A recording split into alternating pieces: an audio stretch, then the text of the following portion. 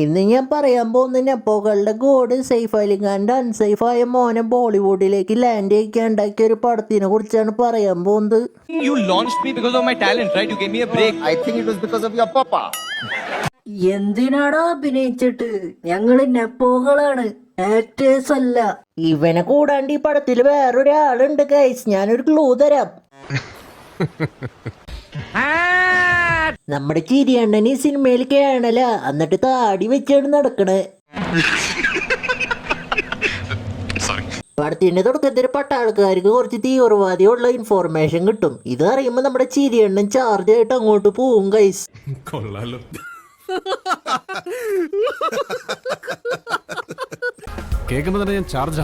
എന്നിട്ട് മുളവടി കൊണ്ട് ഉണ്ടാക്കിയ റോക്കറ്റ് ലോഞ്ചർ വെച്ചിട്ട് തീവ്രവാദികളുള്ള സ്ഥലമൊക്കെ നശിപ്പിക്കും ഗൈസ്.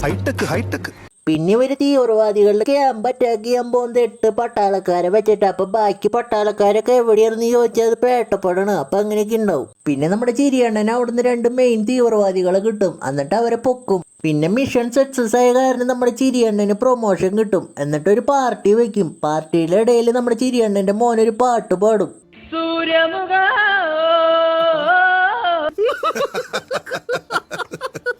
പിന്നെ ഒരു ദിവസം ചിരിയണ്ണന്റെ മോനൊരു പാർട്ടിക്ക് പോകുമ്പോ ചിരിയണ്ണന്റെ മോനെ കുറച്ച് പാകിസ്ഥാൻകാർ കിഡ്നാപ്പ് ചെയ്യും.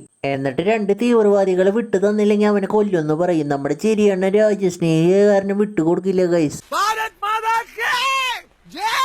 പിന്നെ തീവ്രവാദികൾ ഇവനെ ട്രെയിൻ ചെയ്ത് ഇവനെ ബ്രെയിൻ വാഷ് ചെയ്തിട്ട് അപ്പനെ കൊല്ലാനായിട്ടുള്ള മൈൻഡ് സെറ്റിക്ക് ആക്കും ഗൈസ്. ഈ കഥ ഞാൻ എവിടെയോ കേട്ടിട്ടുണ്ടല്ലോ.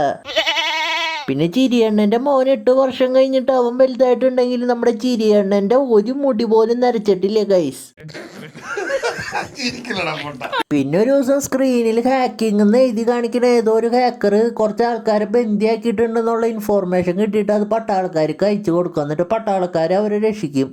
എന്നിട്ട് ഇവർ പേര് ചെക്ക് ചെയ്യുന്ന സമയത്ത് ചിരിയണ്ണന്റെ മോനാന്ന് അതിലൊരുത്തം പറയും. അപ്പം തന്നെ നമ്മുടെ ചിരിയണ്ണൻ അത് മോനാന്ന് വിശ്വസിക്കും. എന്നിട്ട് വീട്ടിൽ കൊണ്ട് താമസിപ്പിക്കും. ഒരു DNA ടെസ്റ്റ് പോലും എടുക്കാണ്ട്.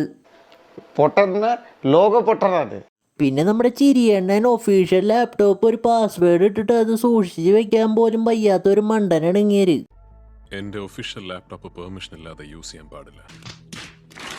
പിന്നെ ചിരിയണ്ണൻ ഇവരെന്നിട്ട് ലാപ്ടോപ്പിൽ ചെയ്തതെന്നറിയാൻ വേണ്ടി നോക്കും. എന്നിട്ട് ബ്രൗസർ എടുത്ത് നോക്കുമ്പോൾ അതിലെ ഹിസ്റ്ററി അവൻ കളഞ്ഞു ഗൈസ്. എന്നിട്ട് ഹിസ്റ്ററി ഡിലീറ്റഡ് എന്ന് എഴുതി കാണിക്കും. അല്ല ഗൈസ്, ഏത് ബ്രൗസറിലാണ് ഇത്ര വലിയ അക്ഷരത്തിൽ ഹിസ്റ്ററി ഡിലീറ്റഡ് എന്ന് എഴുതി കാണിക്കുക? അതിനെക്കുറിച്ച് ഞങ്ങൾ ഇലുമിനാറ്റിക്കാർ പറയാറില്ല. പിന്നെ ഒരു ദിവസം നമ്മുടെ ചിരിയണ്ണനും ചിരിയണ്ണന്റെ മോനും കൂടി നടക്കാനായിട്ട് ഇറങ്ങുന്ന സമയത്ത് നമ്മുടെ ചിരിയണ്ണന്റെ മോൻ നൈസായിട്ട് തോക്കെടുത്തിട്ട് നമ്മുടെ ചിരിയണ്ണനെ ഗൺ പോയിന്റ് ചെയ്യും ഗൈസ്. ചിരിയണ്ണൻ വലിയ ബ്രിഗേഡിയറും വലിയ മിലിറ്ററിക്കാരനും ഒക്കെ ആയിട്ട് വീടിന്റെ ഉള്ളിൽ ഒരു തീവ്രവാദി ഉണ്ടായിട്ട് മനസ്സിലാക്കാൻ പറ്റാത്ത ഒരു മണ്ടനാണ് ഗൈസ്.